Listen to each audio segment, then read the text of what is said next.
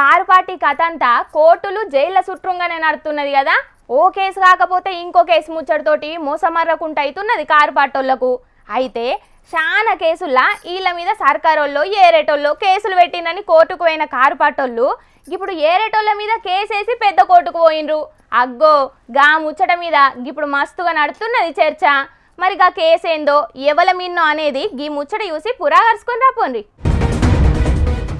Car గుర్తు మీద గెలిచి చెయ్యి పార్టీలకు పోయినోళ్ల మీద కారు పార్టీ బగ్గనే నజరేసింది. వాళ్ళ మీద అనర్హత వేటు పడేదాకా నిద్రపోయేటట్టే లేరు. ఈడ రాష్ట్రంలో హైకోర్టు స్పీకర్ కే ఇడిచిపెట్టింది పార్టీ మారిన ఎమ్మెల్యేల సంగతి. ఇక స్పీకర్ ఏమో సరే సరే అనుకుంటేనే సపోర్ట్ కూకుంటున్నాడు తప్పితే వాళ్ళ మీద ఎసొంటి యాక్షన్ తీసుకుంటలేడు. అసలుగా ముచ్చట గురించే మాట్లాడతలేడు అని చూసి సుప్రీంకోర్టుకు పోయినరు కారు పార్టోళ్ళు.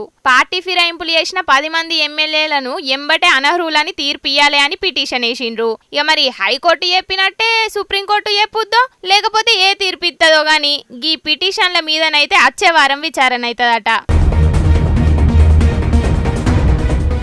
ఒక పార్టీకెంచి గెలిచి ఇంకో పార్టీలకు జంప్ అవుడే తప్పంటే ఇంకా మీదికెంచి ఎంపీగా పోటీ చేసిండు ఖైరతాబాద్ ఎమ్మెల్యే దానం నాగేందరు.